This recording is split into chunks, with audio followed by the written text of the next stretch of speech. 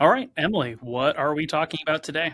The responsibilities and the pros and cons of being executor of someone's estate, what to look for in home and auto insurance and when it's time to shop around, and considerations of when you sell your home and decide to rent rather than buying a new home.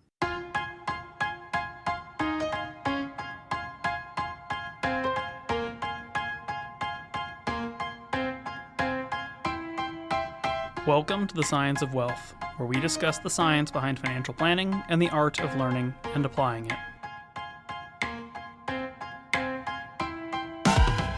Okay, so I follow the intent of the question here, but you realize I'm not an attorney. I know, but you know a lot about everything, and oftentimes when I ask you questions, you still have a pretty good idea. This feels very ultra crepidarian to me. I have a lot of questions, and you always say I can ask whatever I want, and if you don't know, you refer me to someone that does. Oh, fair enough. All right. Well, I guess the disclaimer here for everybody listening, obviously, I'm not an attorney, so I'm not answering this from a legal perspective.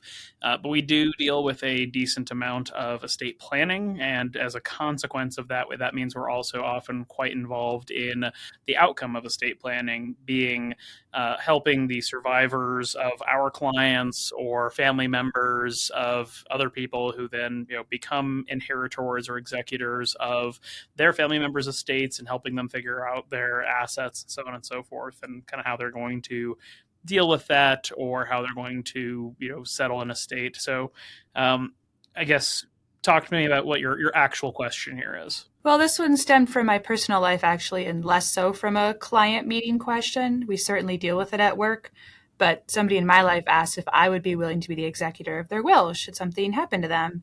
And I said, oh, yeah, sure, probably. We can look into that. But I brought it up to you at work, and you said, oh, be careful. There's some things you may not be aware of with that. Um, so I guess I don't really understand what kind of liability and potential costs I might be taking on if I did agree to that. Sure. Liability is probably not the biggest element here. I do think costs, both financial and then just time and opportunity costs, can be pretty substantial.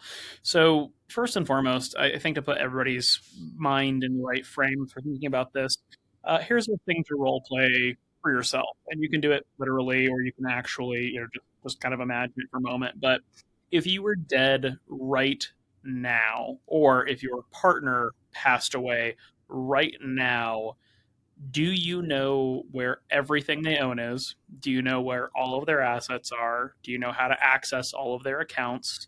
Do you know what their intentions are? Do you know what the nature of their assets are? Do you know what debts they owe? Do you know what liabilities they have? That's just sort of the setup framework. And in turn, again, if you're thinking about this just for yourself, and you think about who would take over in your case. So if you don't have a will or if you don't have an estate, this might very well be a parent or your spouse, or if you're older, potentially, if you don't have a surviving parent or spouse, this might be one of your children. But really take a moment to think about all the good practices you have around your privacy and security, right? The fact that you don't just like shout from the rooftops where your bank accounts are, the fact that you have maybe a password manager or multi-factor authentication on your accounts, that you have, paperless delivery of all of your account statements instead of getting stuff in the mail. All of those good behaviors become a hurdle and an obstacle for somebody who becomes an executor. So, Emily, in your particular case, thinking about who this person might have been asking you to be their executor, the intent is good and the ask is genuine and honest and frankly, a great compliment because they're saying, hey, if something happens to me, can you take care of my affairs? But realistically, a ton of people are very unprepared, even if they do have estate documents, for the actual burden of what it takes to be somebody's executor and personal representative. You are going to, depending on how organized they were, how well communicated they were, you are going to have to go to countless financial institutions, legal businesses, through courts potentially if it's going through probate, and you're going to have to jump through hoop after hoop after hoop after hoop after hoop in order to do something as innocuous as closing out a old savings account at a credit union from 30 years ago that has $5 in it. It is a ton of work to be somebody's executor and their personal representative. And that's just the work part of it. That's not even getting into the family dynamics of who is getting what. Right. So Is it better to, before you agree to it, maybe say, can you simplify things down and get it organized and then I'll be the executor? Or that's not necessarily the way to go. And you should just say, I don't know enough detail about your life. Maybe I don't want to do this. I think there is a chicken and egg problem here. Everybody should have a will or a trust or a combination thereof, and the various other items that go into an estate package, like medical directives, HIPAA releases, instructions of guardianship for their children. Like everybody who doesn't have that listening to this, go get your estate stuff done. Do not procrastinate it. Thousands of people, tens of thousands of people die at random in the United States every day for completely unforeseen reasons. So I'm just going to say this to the audience right now. If you do not have an estate plan or package and documentation done, go get it done. And if you haven't had it done in years, but you have one from like 20 years ago, dust the thing off and go review it and see if it actually still applies, if it's still appropriate.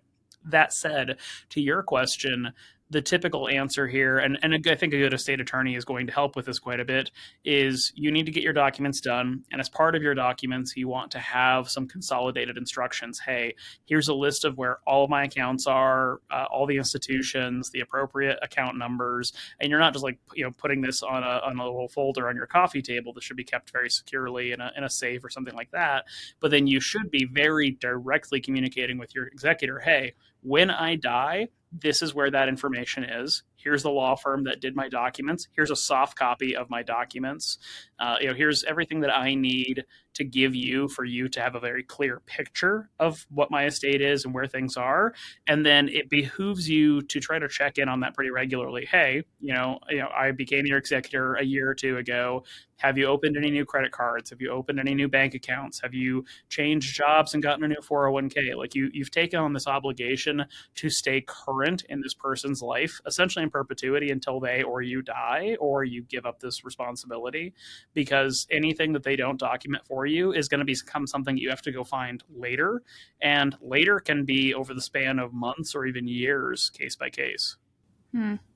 Is there a difference? The person in my life that asked me to do it is not a blood relative, but if I was, is it more complicated? Because in that instance, I might stand to be inheriting something from them, and then there's a conflict. Can you still be involved in the process?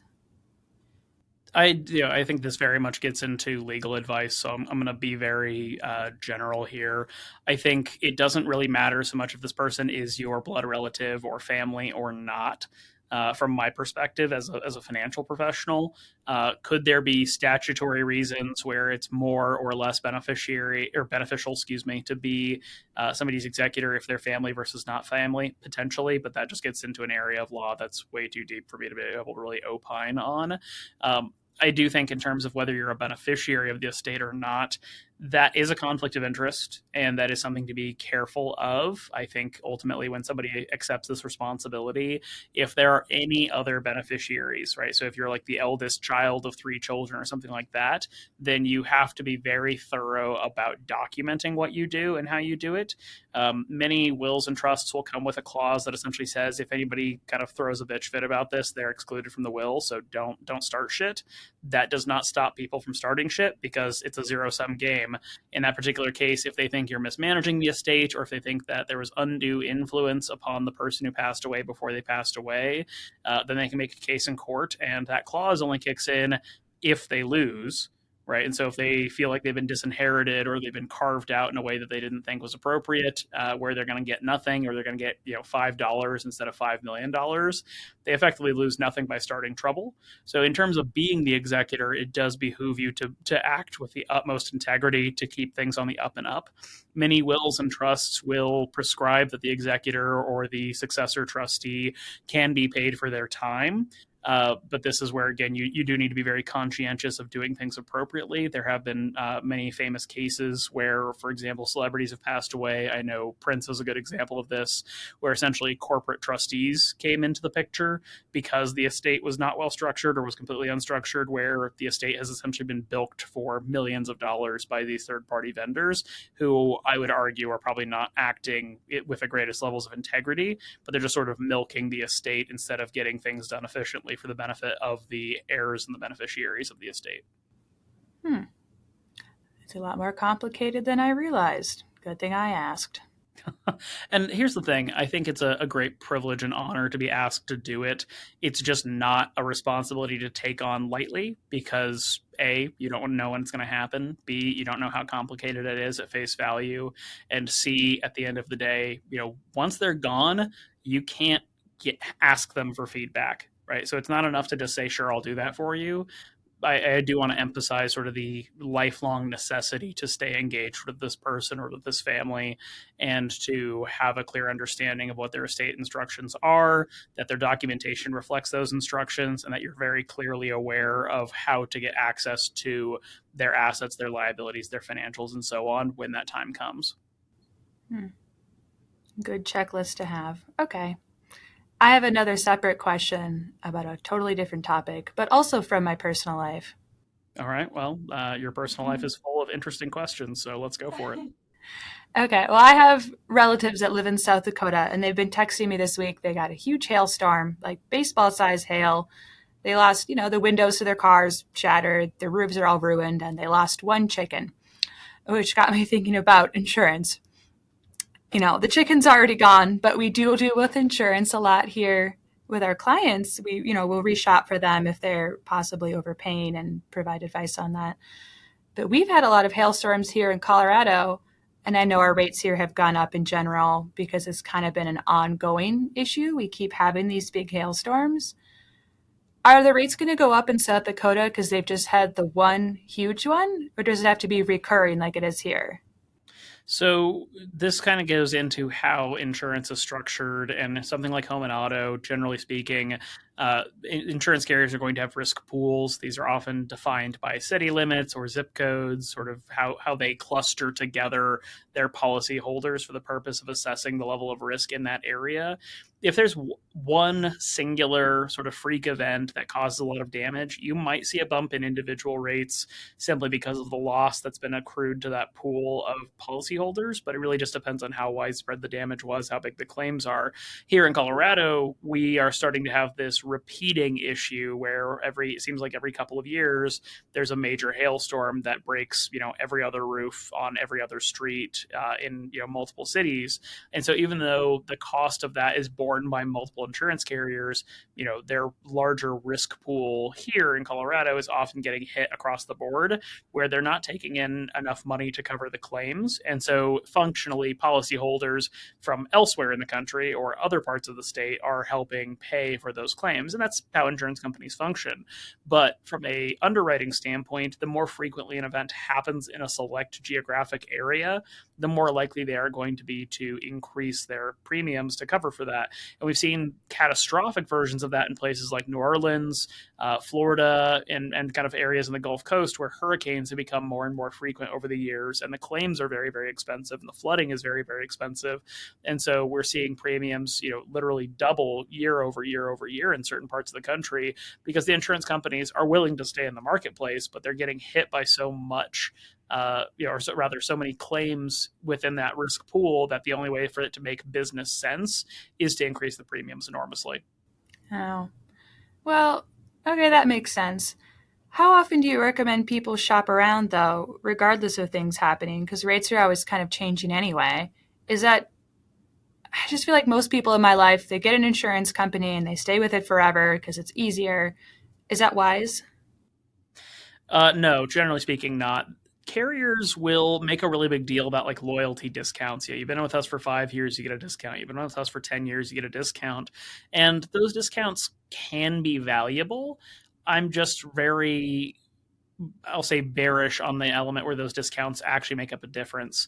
It is not uncommon that we see clients who are paying an extra $1,000, $2,000, $3,000 a year for just their basic home and auto policies, as well as sometimes carriers don't do a very good job of adjusting for inflation. And so you might have had a carrier for your homeowner's policy for the last 10, 15 years, and they've been inflating your dwelling coverage a little bit at a time year over year over year, but they have not looked at your property and assessed it in an underwriting sense to understand whether or not it has increased in substantial value and substantial replacement cost value. in that time since, where not only will we see customers potentially paying, again, one, two, $3,000 extra a year just because they've been with a carrier for a long time, but also they might be grossly underinsured. I'll give you a very recent example. Somebody came in with really, really high homeowners premiums, about $4,000 a year in homeowners premiums, a couple $1,000s in vehicle premiums. And when we went to go shop for replacement coverages, we ended up finding auto policies that were something like $1,000 cheaper, or I think it was even closer to $2,000 cheaper a year. But in turn, their homeowners policy, by comparison, that we were getting back from carriers, they were quoting a difference. We're coming in about $1,000 more expensive than the homeowners policy. But the key distinction was their existing policy was only covering about $500,000, when in fact their property would have cost something more like $700,000 to $800,000 to rebuild. So we saw a jump in premium when we did a comparison, but there's also an enormous jump in the amount of coverage this person's being provided with. So to your question about how frequently or how often, I don't think people should sit with their carrier really any longer than about 2 to 3 years without at least shopping the market. That does not mean you have to change coverage. That does not mean you have to make a move. If you could save $1 by moving to a different carrier, there are switching costs. But I do think it behooves people to really critically assess what they're paying and to make sure they are well aware of what the marketplace is for coverage on a going basis, because it's very, very, very common that we see somebody who's been with a carrier for 5, 10, 15, 20 years overpaying by a substantial amount or being underinsured by a substantial amount, or both. Does this kind of tie into, I hear you a lot in meetings, people will have, a good insurance policy and that's great, but then their lives have changed and you often recommend an umbrella policy and they didn't have one in place at all. That's kind of, how frequently do you see that in your meetings, I guess? Because a lot of people have a good homeowners and auto and they think they're set, but they're missing a whole separate policy. Oh, first and foremost, let's just explain what an umbrella is. So an umbrella is a additional layer of liability protection that sits behind your home and auto policies. So a typical homeowner's policy that we see here in Colorado is going to have $300,000 of liability coverage for something like a slip, trip, or a fall on your property. It can also extend to certain other off-property events, but that's a separate topic. And then often in auto policies, I believe the state minimums are only $25,000 per person and $50,000 in the aggregate. Most often we'll see somebody who has $100,000 per person and a $300,000 in the aggregate. And the trick is those numbers have been the same since I started doing this about a decade ago. And I suspect those numbers have not moved a lot, even in many of the years preceding. So when we think about that, $300,000, let's say 10 years ago, was $300,000. $300,000 today in terms of purchasing power, or its ability to protect you in liability terms, might be closer to $270,000. So even though the dollar amount seems big, we have to remember that the value of the dollars is changing. The second thing is just to really think for a moment about how much damage you can really do in a very short amount of time. So, imagining the scenario where you just do something as innocuous as rear end somebody, they brake a little too hard, you were driving a little too fast, and you rear end them. And here's the question: what was that vehicle or that thing that you rear ended, and who was in it, and what happens to those people? So something as innocuous as a little fender bender could be very minor. You might have to pay a deductible to pay out for their policy to cover them, and it's going to cost maybe a couple $1,000s or something like that.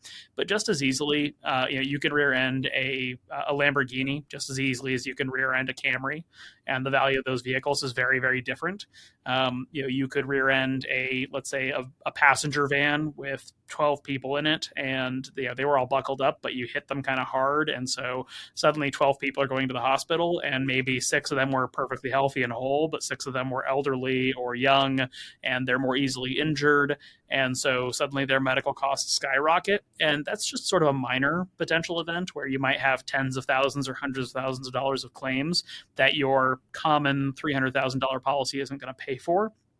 But then by extension, imagine a scenario in which you seriously hurt somebody, and not just an everyday person, but let's say a very successful, high earning person. You accidentally hit a neurosurgeon riding their bike with your car, and their hands are broken. So now they can never practice neurosurgery. Their claim against lost earnings to try to sue you for in that circumstance is millions, tens of millions of dollars, depending on their age and their capacity and their earning potential. And your policy is not even remotely sufficient for that. So the trick here is the underlying assumption of insurance is often aimed at the average person, right? The average person is not a neurosurgeon. The average car is not a Lamborghini. The average vehicle does not have dozens of people in it who could be potentially injured by you. The average house does not have multiple people slipping and falling on icy sidewalks or down the stairs or anything like that. But you have to think about the extremes of events, no matter how unlikely, when we think about something like insurance. And so often the recommendation for people to get an umbrella is a recognition that, hey, you only have $300,000 of liability coverage here, or maybe you only have $500,000 of liability coverage very affordably. Let's say for $200, $300, $400 a year, we can add $1 million to that. We might even be able to add $2 million to that. And that's a lot more protection for you and your assets and your financial welfare in the event that, whether it's your fault or not, somebody decides to take you to court for something that's happened.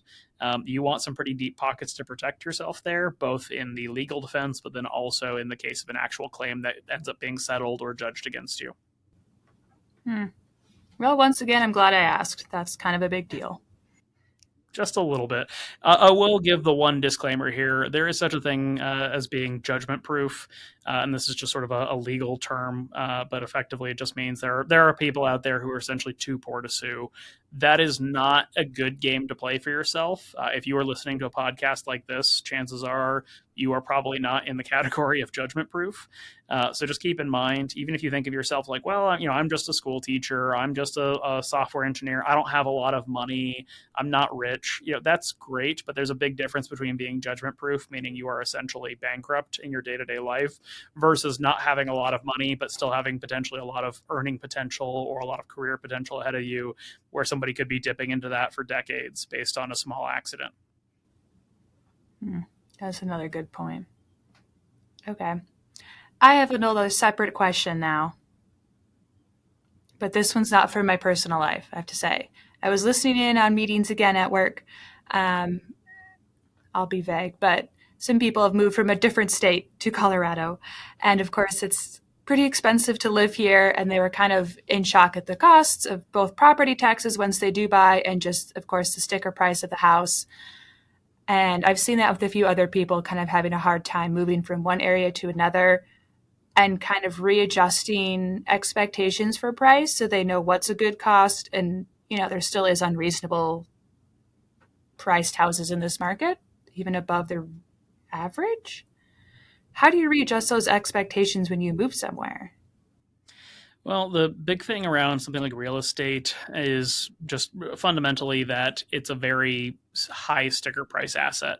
And even if you're in a cheaper market where you can still buy houses for, $200,000 or something like that, when the price moves even a couple percent a year, you're talking about compounding of potentially tens of thousands. And if you're talking about more, northern Colorado pricing, where prices are often north of $500,000 for a single family home, you're talking about, $50,000, $60,000, $100,000 moves year over year, depending on the marketplace.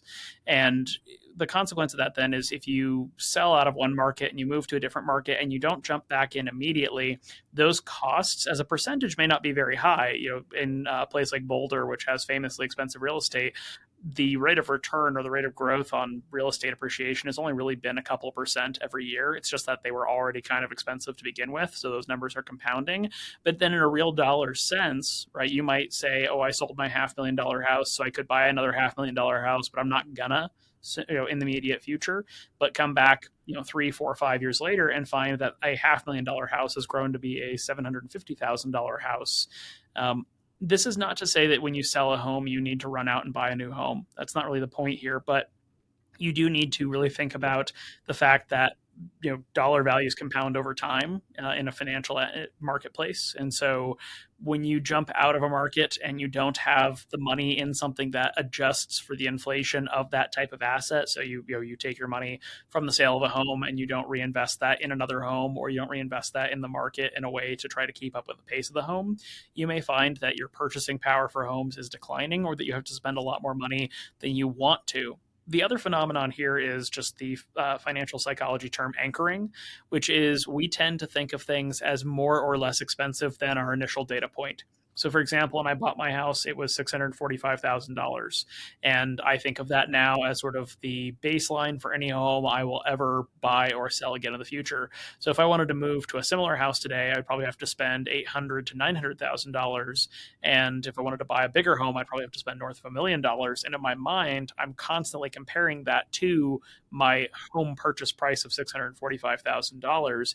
And everybody else is not going to be any different from that. If you buy a home at any price or sell a home at any price, you are going to then compare the price of other homes to that value. Now, the good news is for some people, they move from high cost living areas to low cost living areas where even if inflation's happening, the real estate difference is so substantial that they could still end up paying less.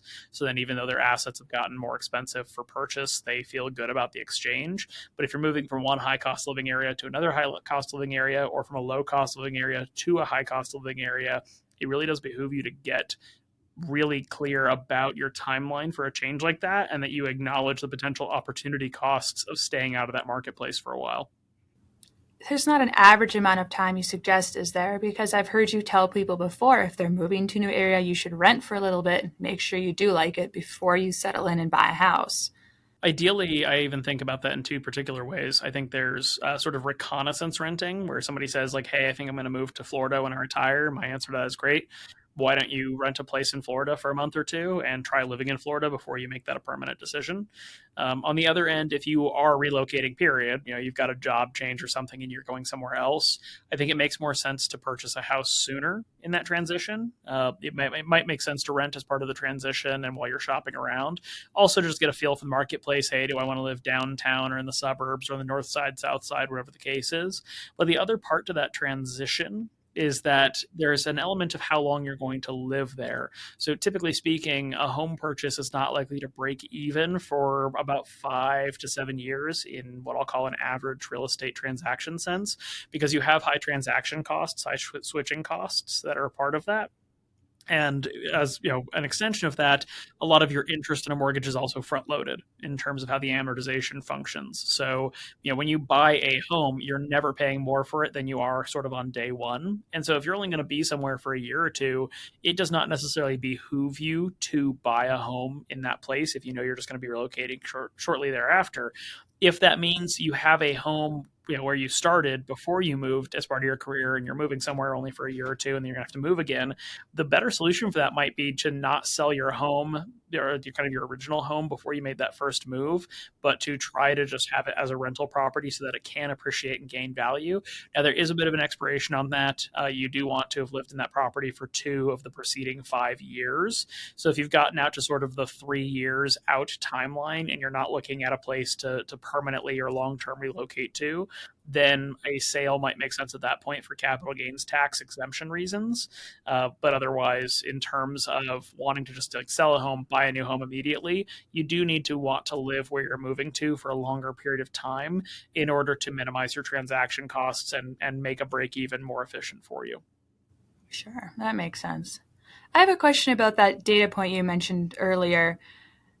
Do you find that people's kind of idea of what something is worth resets if people buy what they call a starter home and they buy a bigger home and they buy bigger? Does that kind of move along with it? Or once you buy something that's such a high cost like a home, it's pretty set?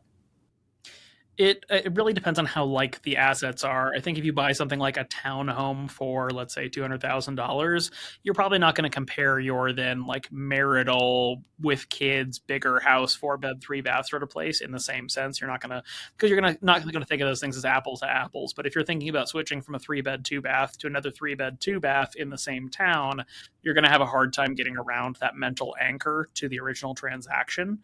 This is where you sort of get the weird comments from people who are in their 50s, 60s, 70s who will be like, well, like I bought a house when I was 22. And I would doubt almost anybody listening to this knows anybody who's 22 who bought a house or has bought a house. And the byproduct of that is just recognizing, okay, there's a inclination here to make these sorts of comparisons, but real estate's what we'd call a thinly traded market in the sense that each individual property is not traded, every single day, millions of times a day. It's traded once every couple of years or every couple of decades. And so functionally, the price changes are going to be pretty substantial as time goes on, even in an asset that's not appreciating in any significant sense. And as a byproduct of that, a lot of people get a sticker shock switching homes over time. There's a whole separate conversation to be had here about interest rates and the costs of mortgages, but I think in that context, the purchasing power of a dollar tends to move on us whether we're paying attention or not. I guess that's true.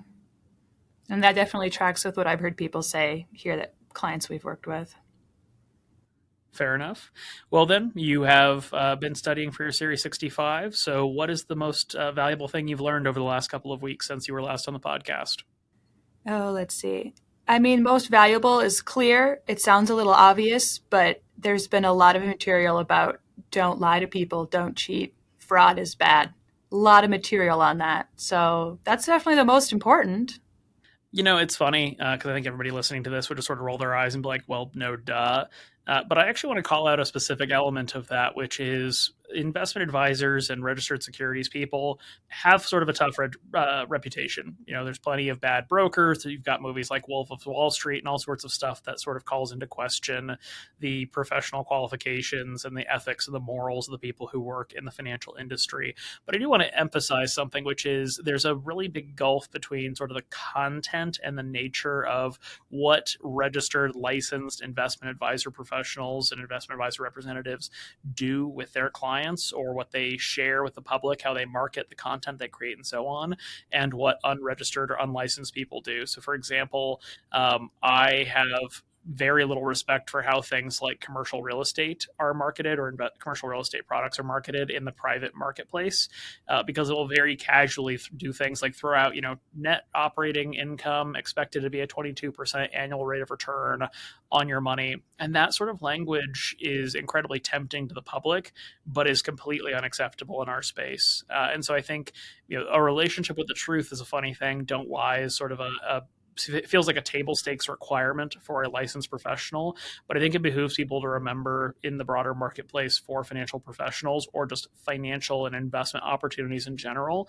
that not all players are regulated equally, and that the standards that they're held to are not all equal, despite the outward appearance that they're all doing the same thing.